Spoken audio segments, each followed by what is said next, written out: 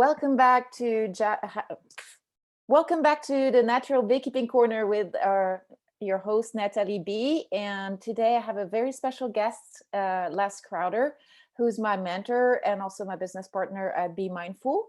And today he's going to kind of tell us a little bit about his story. If you have questions, you can always join us at BeMindfulHoneyFarms@gmail.com and or on our website be-mindful.com. I want to remind you also that we do, Les and I, every Thursday 5 p.m. to 6 p.m. Central US time, a chat with the mindful beekeepers. We broadcast that on Zoom and Instagram simultaneously, and those recordings from every week's segments are posted on our Instagram account at BeMindfulHoneyFarms.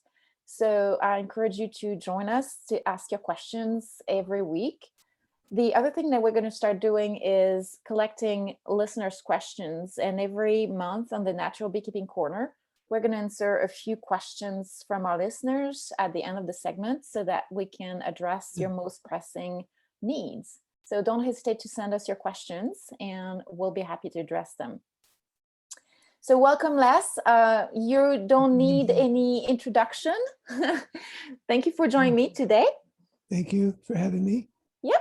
So for those of you who don't know Les Crowder yet or haven't heard the previous episode on the Hive Jive or other podcasts or looked at his recordings on YouTube, he needs no introduction.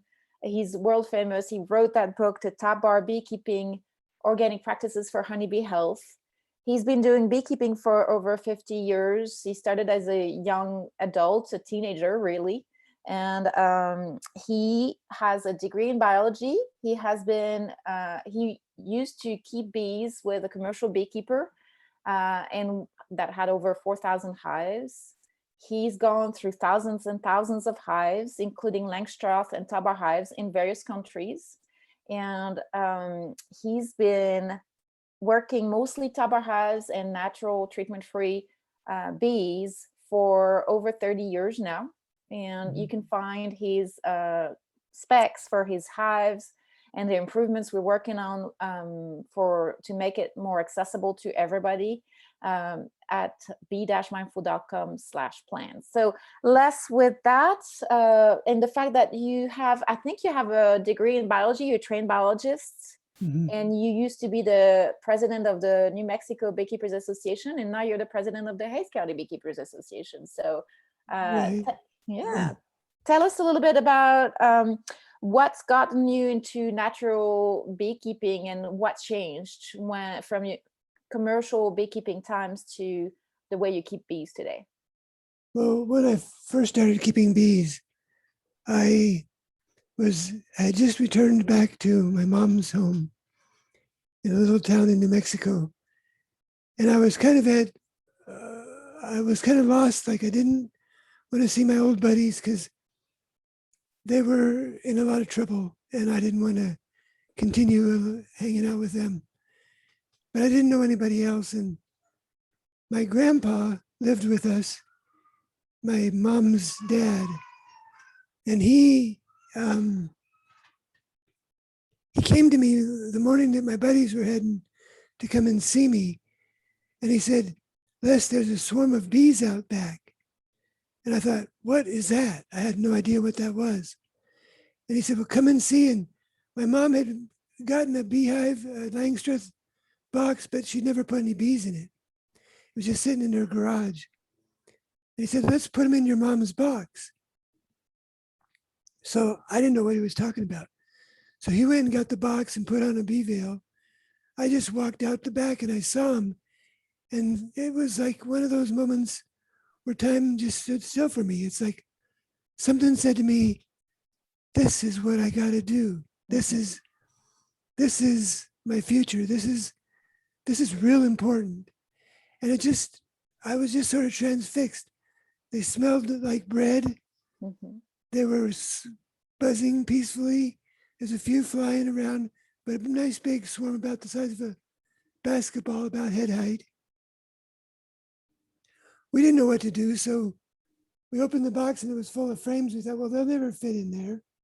Took all the frames out, cut the branch very trepidatiously and lowered it into the box and put the lid on it. And of course, they did stay, and they built comb on the branch and every which way. But I started keeping bees, and it was like they started keeping me, really. It was like a magical time. I remember carrying it and feeling it in my chest and feeling like, this feels just so good. This feels right. The energy So, of it, right? yeah, and it just felt like somehow their buzzing just resonated with me. Mm-hmm. So I You went, connected. yeah, very much connected. I went and got books about beekeeping at the library. I studied beekeeping.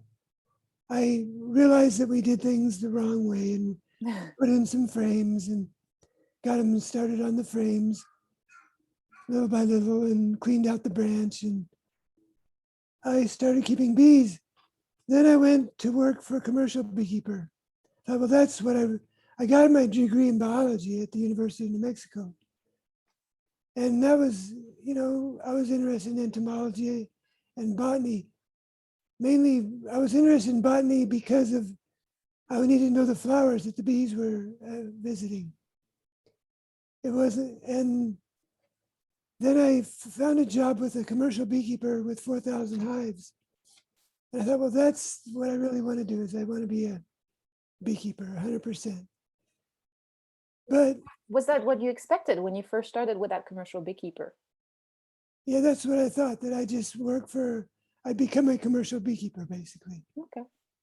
And just dedicate my time, 100% to keeping bees, lots of bees. In the way he was keeping the bees, did that sit well with you from the get-go, or did you start developing, doubts about the way he was keeping his bees? There were things that bothered me right at the very beginning. I got hired in the spring, and our job was to put supers on without queen excluders, and then we'd drive them out of the supers, let the queen lay some eggs in the supers. Then we'd use a fume board and a carbolic acid, which is now illegal, to drive the bees out of the super, put the queen excluder on. His philosophy was that they don't go through the queen excluder if there's no brood above it. Oh, you wanted to get them seeded. Right, so that they'd quickly and easily go through the queen excluder, because he didn't want to, his goal was 100% honey production. That's all he cared about. And well, I mean, he sold honey by the barrel. Oh, wow. So, I mean, he did sell some retail and wholesale. He did some bottling, but most of his honey he sold in 55-gallon drums. And the price, there were several problems. Well, my personal problem was I didn't like the fume boards. And then when we would take the fume boards off, the bees would quickly try to come back up, and he'd just slap the super on there with the queen excluder, and it would be covered in bees. And I would try to set it down gently, and he'd like, we ain't got time for that. And just smash 100 bees every time you put a super on. Which is the problem with the Langstroth hives, right? Because they've got all those contacts and flat surfaces. Right, yeah, between the frames and all around the box. And it was just a big splat every time. And I felt like, well, that just didn't sit right with me. And, I had had another vision before all this. My grandpa, they developed cancer and eventually passed away. I mean, he was in his 80s or whatever, but he and I connected really well in a lot of ways. When I was a little kid, I played in his garden. He was an organic gardener, so it was safe in his garden. My mom's garden had white dust, and I wasn't allowed in it, for good reason. It was full of poison. Mm-hmm. And Grandpa taught me to cut trees, the little branches on cottonwoods, and put them in water and let roots grow on them, and then put them in dirt. We planted cottonwood trees all over the place. And we just had a lot of fun with nature together. So he had an iris patch, a patch of irises of all different colors. And when he got really sick, I was helping take care of his stuff for him. I was a teenager, and his irises were in full bloom. And I thought, I'm going to try to get him out of his bed and get him out in his iris patch. And he was all skin and bones. He hardly had any muscle left or no fat. But he got out there in his walker, and he got in the middle of his iris patch, and he said, Les, I think we need to water it a little more. Why don't you turn the hose on? So I turned the hose on. It was a frost-free bib, because in New Mexico it gets really cold. But I remembered when I was a little kid, we had a worm bed in front of that bib, and we raised earthworms. Oh, We cool. fed them manure and animal manure and watermelon rinds, and it was a fun little project. And then a mint plant got started in it, and it kind of took it over. So we said, okay, fine, we'll make mint tea. So we let it be a mint patch. And I was standing there waiting for him to tell me to turn the hose off. And the mint was blooming with little tiny purple flowers. And an all black honeybee, just completely black, came and started sipping nectar from the flowers. And by that time I had 5 hives, and one of them was all black bees. So And I you thought thought, that was your bee. I know where that bee lives. I know where she comes from. And I'm going to go stick a spoon in some nectar somewhere in that hive. It was early in the spring. There wasn't really much honey yet, but there was some nectar. And Grandpa and I are going to taste honey from our mint plant in an hour or so.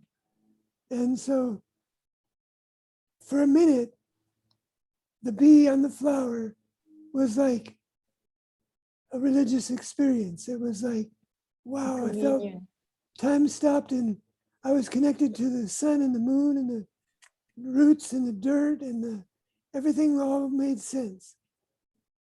And so then when I started putting carbolic acid on a bunch of bees and smashing a bunch of bees, it felt like, well, that's not my vision at all. That's the not what I want. antithesis. Yeah, that's the opposite of your vision. Yeah. And the other thing was, I had just been working in a dairy, and I was disgusted with what they were feeding the cows and how they were treating the cows. I milked 600 cows a day by myself with machines. Right. And that was considered a big dairy in those days, but it's out of business and way too small these days. You milk thousands and thousands. And the cows are treated, they can't even walk. They can't, their udders are so large, they can barely stand up. They're bred for milk production. For that, yeah. And the disease set in, and they've got ulcers and... Yeah. And they're fed chicken manure and newspapers and all kinds of crap, just junk that is, cheap. And they figure out a way to put a little protein in it or something.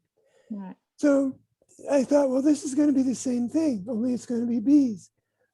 Where industry is going to take bees and we're going to just run them through our mill, and grind them up, and wonder why they're all dying on us all the time. And why they get sick so much. Yeah. And the indiscriminate use of antibiotics in those days, as soon as you thought they might have a little disease problem, you administered terramycin in powdered sugar. And then another thing that happened was we were using ethylene dibromide to kill the wax moths in the supers.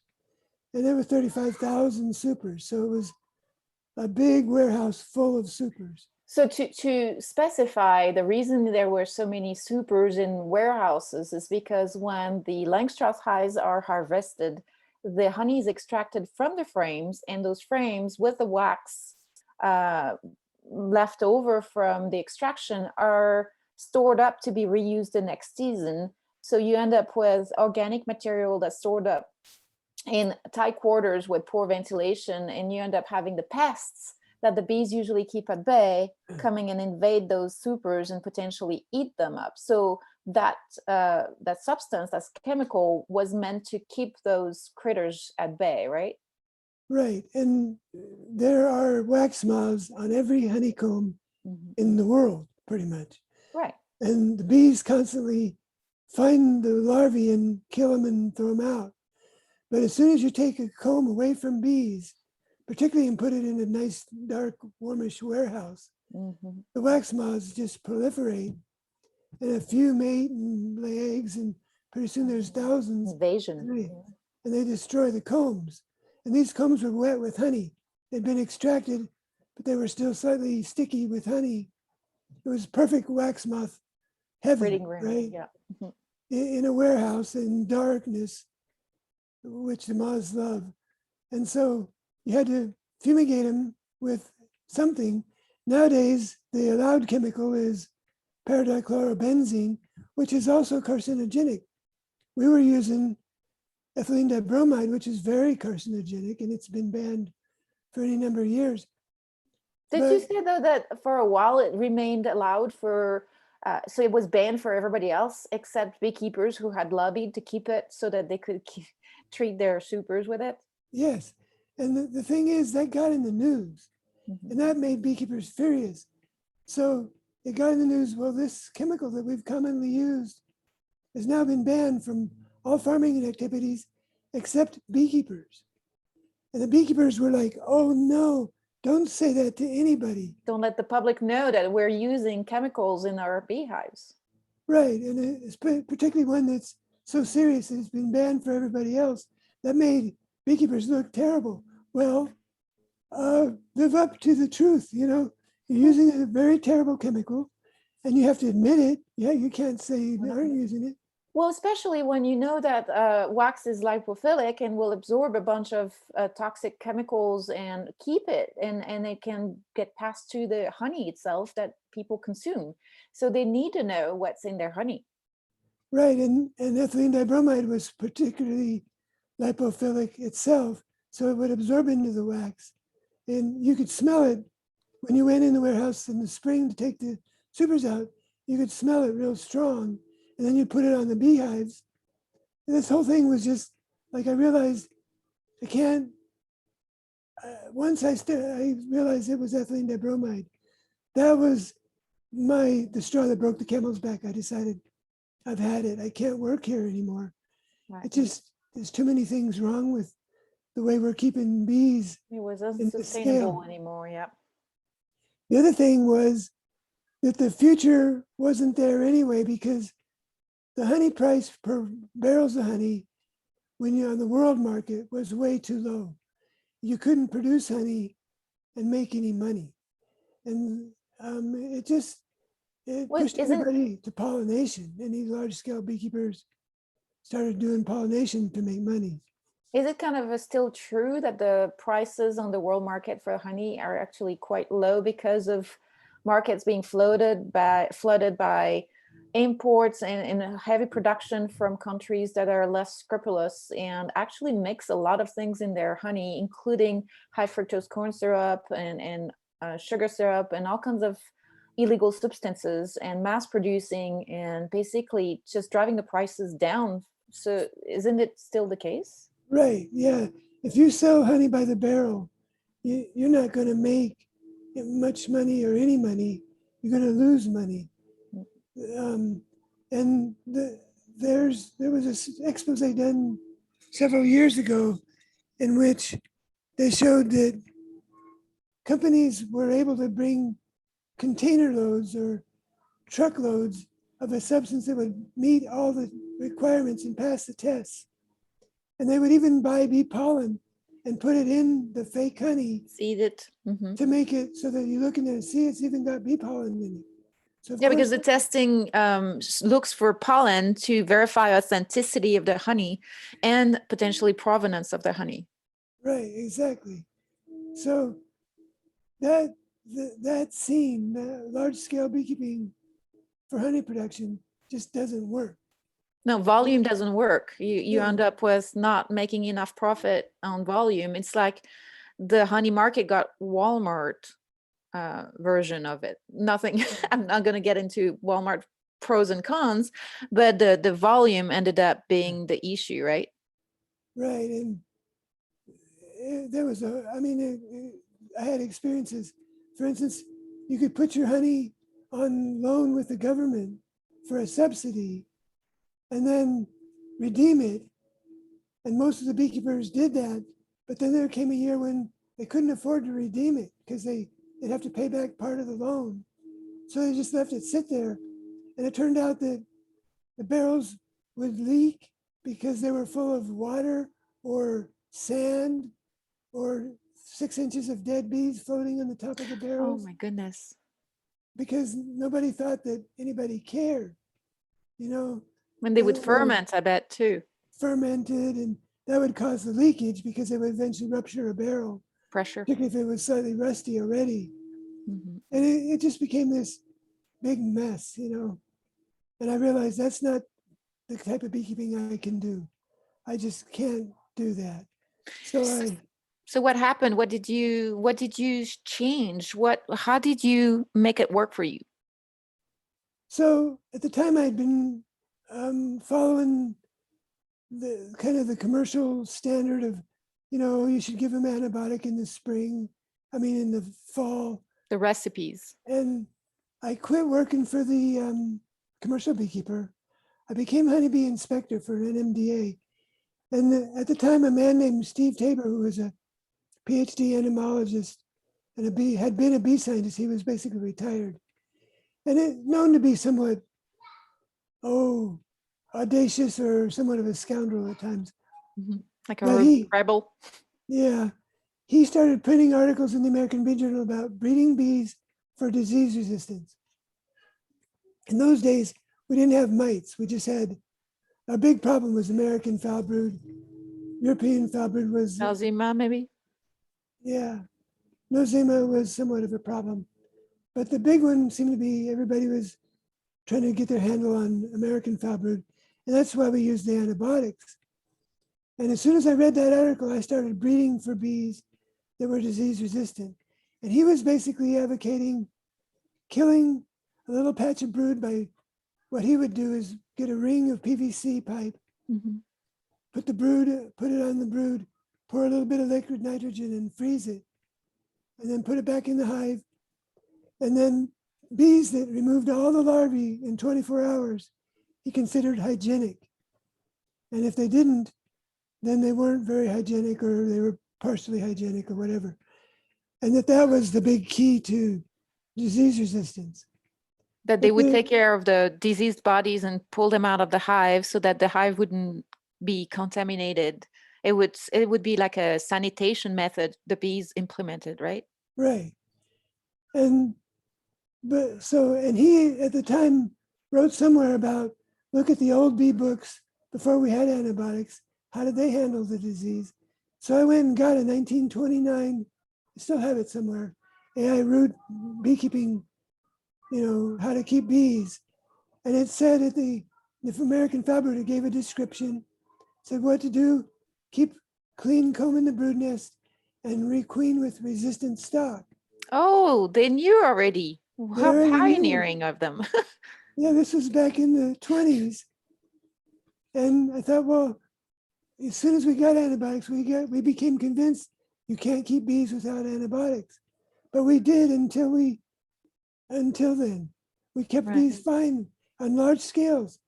The Egyptians kept hundreds of hives all together on boats on the Nile River that they would move up and down the river on barges to follow blooms. So it wasn't just that was sort of commercial beekeeping back in time of the pharaohs, right?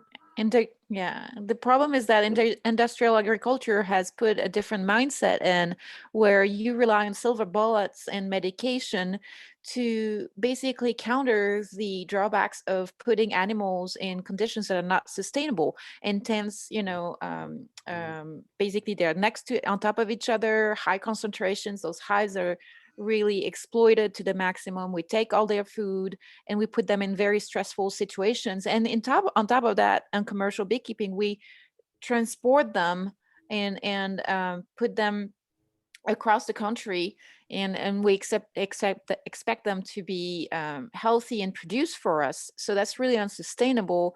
And what I like to say all the time is that bees are animals as well, and they deserve to be in good health.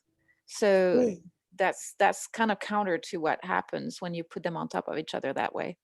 Right. And like we see the difference, like even from New Mexico to Texas, there's a climate difference, a pretty big noticeable climate difference. So a bee that is very well adapted to southern Texas might not do very well in Right. northern New Mexico. And to expect a bee that we can take from Texas to North Dakota to almonds in California to apples in Washington to blueberries in Maine and then back to Texas. Mm-hmm. Well, those poor bees, they're spending half their time Exactly. in trucks, breathing in exhaust, and they're fed high fructose corn syrup, which is very cheap, but it's not good for the bees. And so the whole system just bothered me. And then I began experimenting with, I had begun already experimenting with top bar hives. And to me, they were just fun. They were like so relaxing. I had my Langstress, but I had 10 or 12 top bar hives. And that would be where I'd go to de-stress. I'd go out and just hang out with my top bar buddies. And they were the calmest bees. It wasn't that the bees were any calmer, but I was calmer. And it was so much easier to lift the comb and put it back and not kill any bees. Right. And that kept the bees calmer. And I began to develop a real feel for the topper hive. And then when the mites came, I still had about 200 Langstroth hives. And they really devastated me. The varroa mite killed most of my bees several years in a row. Mm-hmm. And I decided one year, well, I can't afford to really reinvest in my Langstroth equipment, which is very expensive. Yeah, very. And it was getting pretty beat up. I had already nailed it and re-nailed it and re-nailed it. And I needed to throw it away and buy new. But I thought, well, the bees won't pay for themselves now. So I thought, I'm just going to build 30 top bar hives of my most recent design at the time. Which you could do with very cheap materials or free materials when you reclaim the woods, right? Right. So I figured at the time that the top bar hive cost me about $10 in investment and an hour or two in labor to build. I was finding scrap wood for my top bars, just buying a board to make the hive body out of. And it was pretty cheap this was back in the late 80s, I guess. Mm-hmm. And so I thought, well, I'll build 30 of them, buy packages, which was a bummer to me because I'd been breeding bees for disease resistance and I had to go back to square one. But they took off and we had a pretty good year. And I actually made a little bit of honey. And selling retail is a whole different story.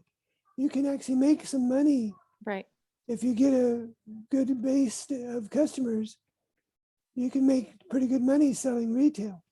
So I made a few $1,000s.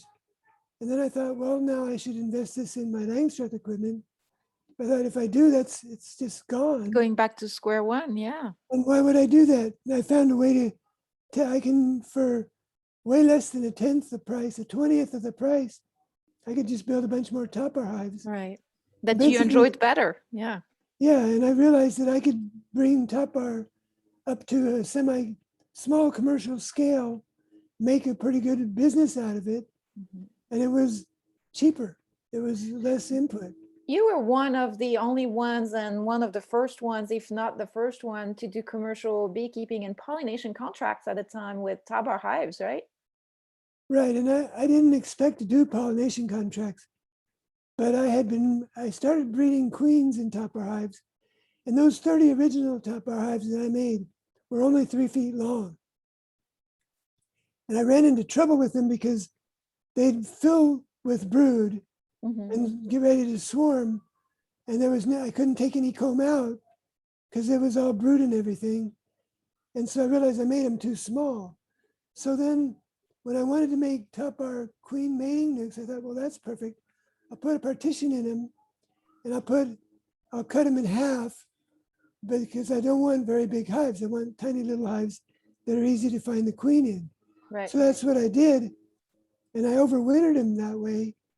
And then one year, the almond growers said, we're desperate for almond pollination, and the prices had gone way up to $150 a hive or something.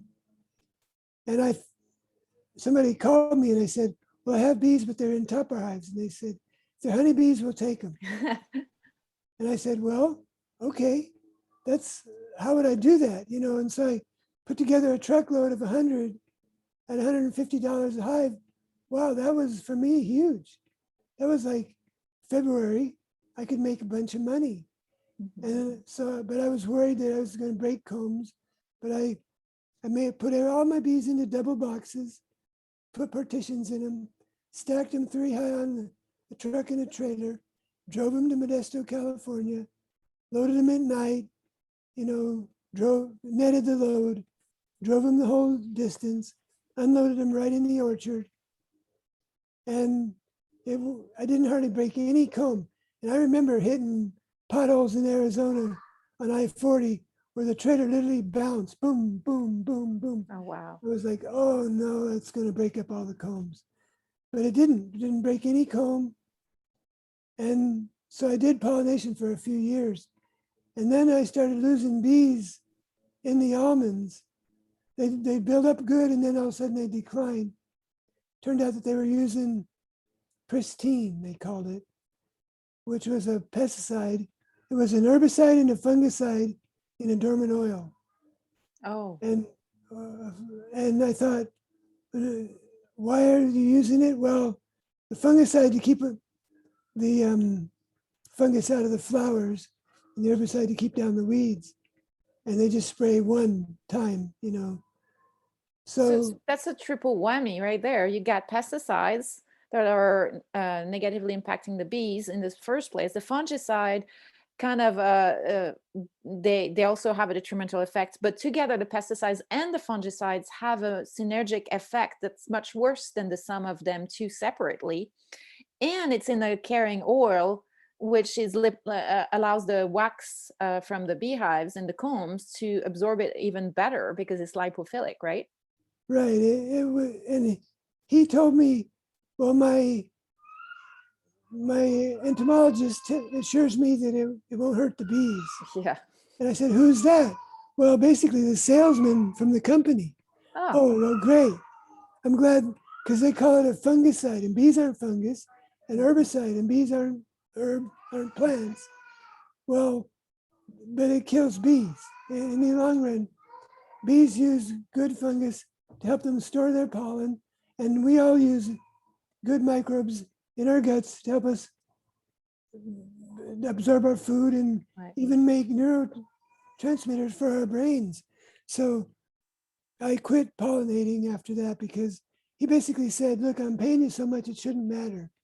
Meaning, he at $150 a hive, if I kill him, go buy some new bees. And I was like, no, my bees aren't disposable. I'm not coming back, And that was just, that was the future of beekeeping, which I thought, well, that's not the future, that's the past already. Mm-hmm.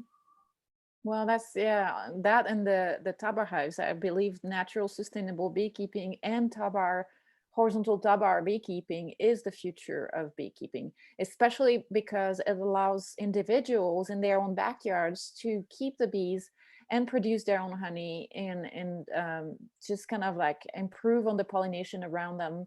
So I personally, I'm very biased, but I think that the writing is on the wall, and that's what's the future of beekeeping. Well, when you compare, I appreciate that because I tend to agree. Back in the 70s, when I started Tupper Hives, a few of them, it was just an experiment. It was considered a third world hive because they were cheaper and easier to make. And I thought, well, I was always interested in third world life, hanging out with farmers in Mexico and simple life. Yeah. And because I found them to be yeah, they didn't have any money, but they had plenty of food and they had a lot of time and they were happy. And so I built some top bar hives and I was the only one I knew. And then I had become president of New Mexico Beekeepers and I would tell people about them. They'd be like, oh, that's fine if you're an African or something, but it doesn't, it's not a real beehive. And then a few other people tried them and really liked them.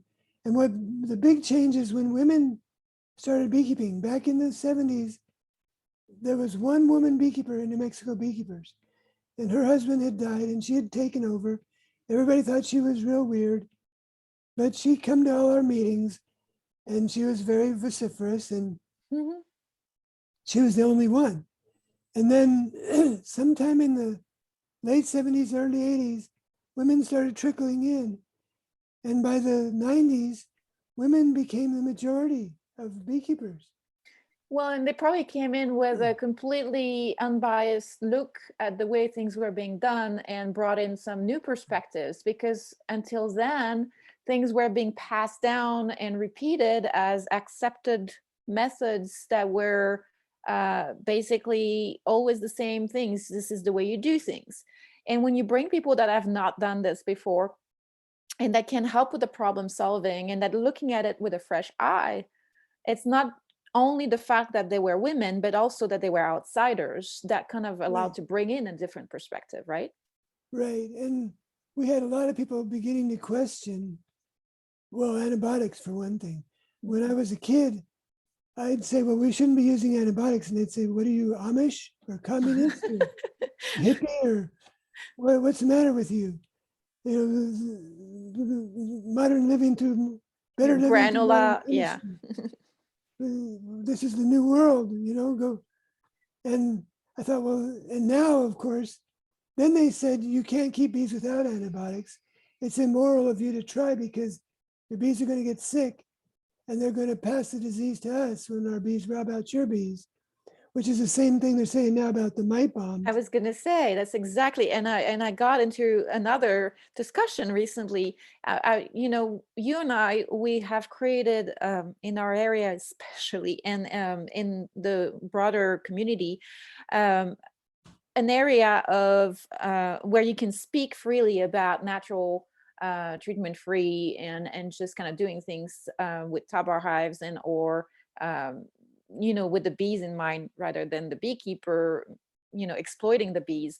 And we forget, I forget personally sometimes, that there's still people out there that are convinced that we create mind bombs, that they're convinced that if you don't treat your bees they're going to die, that are listening to teachings from research that has a lot of times be paid by chemical companies for their own benefits, so they're biased, and also that are aimed at commercial beekeeping and not necessarily backyard beekeeping, where things are completely different. I mean, I talked about it in one of the past episodes. Is commercial beekeepers, yeah, it's hard on the bees, but it's also hard on them, and there's a reason why they're doing it this way, because again, they can't compete on the honey prices, and their conditions are difficult. They're farmers and they've got certain constraints, so they're trying to work with that, which means those conditions for the bees are harder, and they have to do things differently. They have to treat because their bees are weak and they're not resilient, and they've got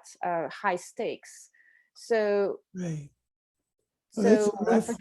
I forget that we're in a bubble basically of Right. Mhm. And the commercial beekeeping is pollinating a lot of our food. It is, and it's useful. And it is useful and it is hard. I Yes. remember talking to a Texan beekeeper who had 10,000 hives, and he said, heck, I wouldn't want my kid to do this. It's too much work and it don't pay. Right. Well, it's tough. It's your field bill is $300,000 Right. for the year. You got a big monkey on your back just pushing you, and you can't afford to lose bees. It's So an you do whatever it unsustainable takes. model. Yeah. Yeah, it just doesn't work. But so what is the future? And I see the future in combining what we learned from big farming like that with smaller scale, like going more and more organic, which has grown tremendously, but still needs to grow a lot more, finding natural solutions to our disease problems. So as a beekeeper, what are the natural solutions to our disease and parasite problems? Well, brood breaks, breeding for mite resistance, breeding Natural for comb. disease resistance, keeping the bees healthy, renewing the comb in the brood nest. And so I feel like we have gotten to the point here in Southern Texas in particular where we don't need any unsustainable, we don't need plastic, we don't need chemicals. We can keep bees, the bees can keep themselves very well without our intervention. And anybody who says bees can't survive without our chemical protection hasn't seen your Warre hive, right? No, yeah, 7.5 years in the making, and I've never treated or fed or anything. And that thing is the healthiest and biggest one of my hives. Yeah. So the bees can live without our chemical protection. And the Puerto Ricans and the Jamaicans and the Africans and the South Americans have all been proving that because they can't afford the miticides, or they can't, it's hard to get them there. When they have the varroa mites over there, and yet those bees are not suffering from them the way they do from that do in the United States, because they've been allowed, they've taken their losses first, and the bees have recovered really quickly. Whereas when we keep treating them, even in as a transition process, we're not allowing them to develop the strategies that they need to fend for themselves. And it's, if you treat any colonies, you're not breeding survivors, you're breeding chemical dependent bees. Right. And we did that exactly with terramycin. We bred chemical dependent, antibiotic dependent bees, and we were told you can't keep bees without antibiotics. And now all of a sudden, oh, actually you have to breed for disease resistance. You have to breed, you shouldn't use antibiotics. Well, the same thing's going to happen with varroa mite treatments. They are toxic. They have to be, because they have to kill the mite. Mm-hmm. And we're going to be we're going to realize that there is mite resistance, and there is breeding the mite down too. The mite and the bee have to breed together, Mm-hmm. and the mite wants a thriving host. So the mite will breed itself down to where it doesn't threaten the bee's longevity. But we have to let nature breed itself to that level. And our use of miticides keeps mite susceptible bees and overly virulent mites. Mm-hmm. And then we wind up back at square one again. Yeah, I think that people can hear why I find you so valuable as my mentor and friend, because I'm learning a lot from you, and we both agree on the same things. What would you say of the organic, quote unquote, treatments, such as the acids, the formic acid in particular, and the oxalic acid that are so prevalent right now, and the way people are using them prophylactically to basically knock back mite numbers based on a certain threshold? Yeah, so I did experiment with formic acid back at the beginning of the mites in New Mexico, because it was hard to keep bees alive. The bees you could literally at one point open a hive and see 2 or 3 mites on every single bee. And then shortly thereafter, there'd be no bees or mites in the beehive, they'd all be dead.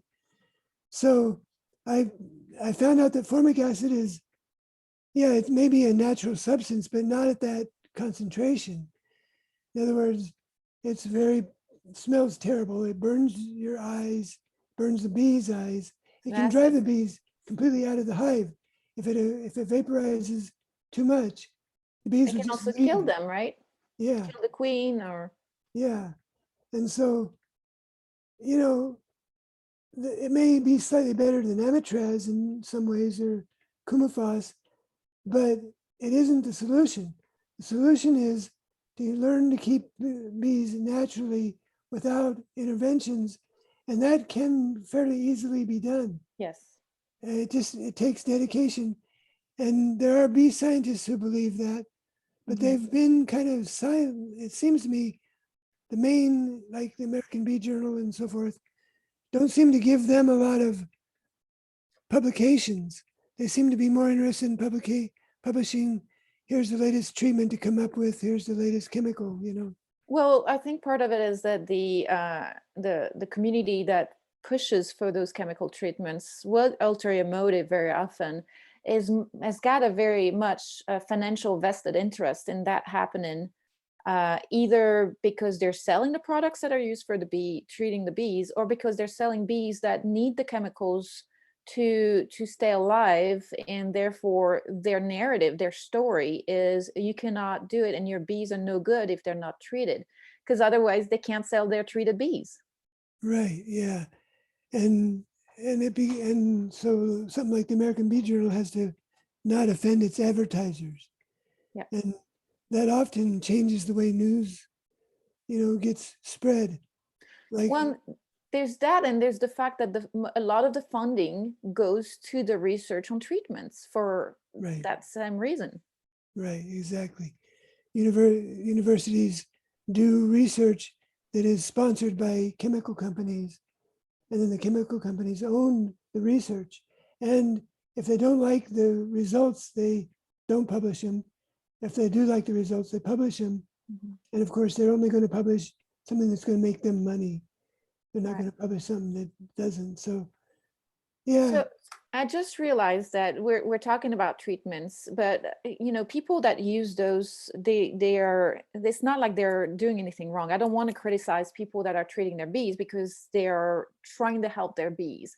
What I would like to know is what's your best advice to give once people are hearing our message and kind of questioning the status quo there. What's your best advice for people that are wanting to start keeping their bees more sustainably? What's the process? What are the tools you can recommend for them to use? And can anyone do that? yeah, and that's a good point. That's perfect. Um, I think that one thing is to try to get good bees. So if you can get local Absolutely. swarm or something like that, or do it if it's a simple cutout, like a water meter is pretty simple. Try to find a way to get started with some local bees, because those bees likely haven't been treated, rather than buy commercial stock that kind of is dependent on treatment, Mhm. or to get your bees even to raise a daughter queen. It would really be helpful. Like if you were to, for any reason, you had sourced initially non-local bees and or treated bees, at the very least, you can encourage them to have an offspring's queen that's going to go mate with the local drones, and that's going to bring in those more resilient genetics and less of that treatment dependency, right? Right. So leave them in one box or in a small portion of a tupper hive, and let them get to where they make queen cells to get ready to swarm, and then make a divide, and then get the daughter, or maybe take two of those. If there's queen cells on two combs, to find out how to make them into two hives and raise some local queens. And it can be a lot of fun, actually. And then the other thing is, you know, check for mites, look for mites, but don't automatically treat. Prophylactic treatment means I don't know, so I'm just going to treat as if they had them. Preventively, prophylactically, yeah. Yeah, and that doesn't give the bees a chance to prove that they could do without it. And I've seen bees even that had quite a bit of shriveled wing that came out of it. Shriveled wing is a sign that they've got mites biting on them and And passing the transferring virus. the deformed wing virus. Right, transferring the wing virus to the baby bees. But so I've seen bees even with quite a bit of that recovered naturally without any help. It was generally in the fall when it got more noticeable, and the bees went ahead and survived the winter anyway. This was in Los Angeles, California. Mhm. And then in the spring they took off, and there was no deformed wing virus visible anymore. I mean, I'm sure it was there, but the bees were overcoming it. So have faith that bees can live without miticides. And then if you start getting a lot of mites in your beehive, then look at some, like I would use cedar bark. I would put cedar. So you would actually treat a little bit, Yeah. basically. Well, But that's like an extreme case, right? And I it's actually haven't done this in 15, 20 years. I've never seen you do this. No, I never, because mostly what I would do is I'd say, oh, this hive is going downhill. And I'd try to requeen it, or I'd just let it go, because I'd kill the queen and just Combine take it or shake out. the bees in front of another one. Yeah, because I know that most of the bees around here are good groomers, and they're going to handle those mites just fine.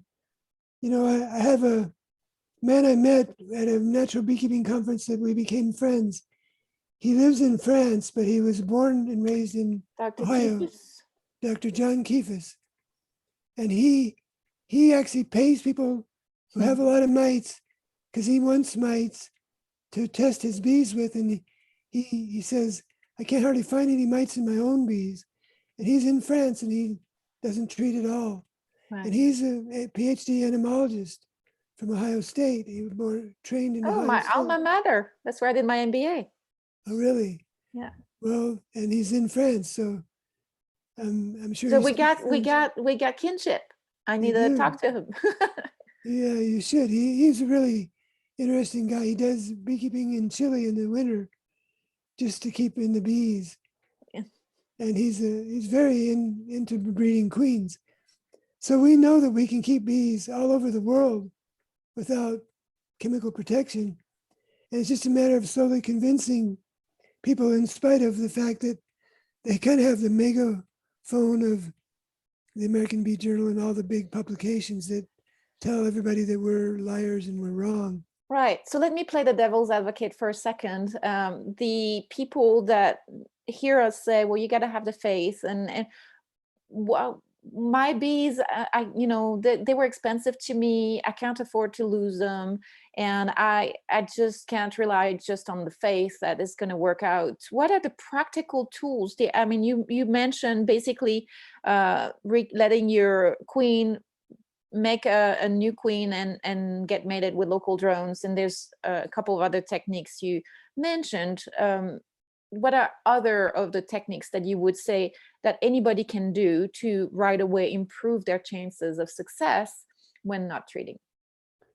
Well, Tom Seeley showed that they like small hives where they get to swarm. And the swarm, of course, means that there's a brief time when there's nobody laying eggs.